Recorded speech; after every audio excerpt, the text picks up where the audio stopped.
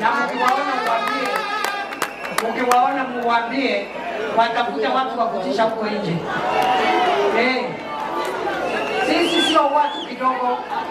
Ukiona tuko slow hivi na tuko wapole, sio ati sisi ni watu pushovers. And don't lecture us.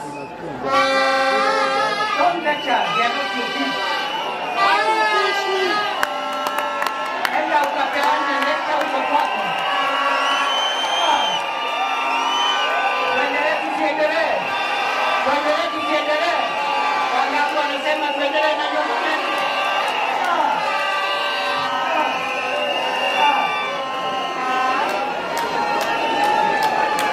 Ile bidii tunataka tuona viongozi wote wakiweka.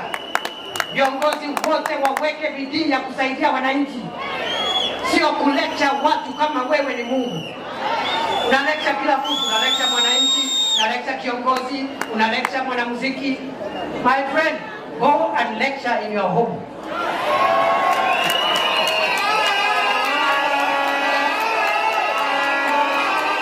Hao watu waambiwe wameguza live wire, my friend.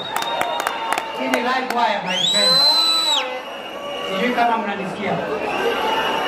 Nyinyi mnataka siasa ya upuzi ama mnataka tusaidiane ndio tukuze uchumi wetu? Tusaidiane. Tusaidie mama mboga, tusaidie watu ya saluni, tusaidie mtu ya viatu, tusaidie mwanamuziki, tusaidie mkulima, ndio Kenya yetu isonge mbele.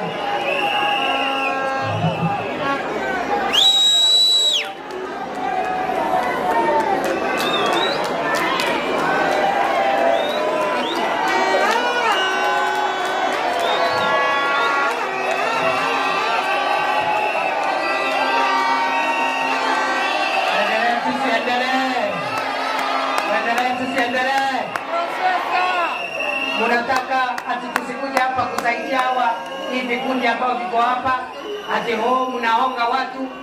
Wewe siku ile ulikuwa kiongozi, ulionga nani? Ulipeleka mali yako wapi? Ile kidogo unaona mtu anapeana, sio ati yako na mali, ni moyo. Wewe yako umekamata, umeenda kujifanyia mambo yako. Please stop lecturing us. We are not your children.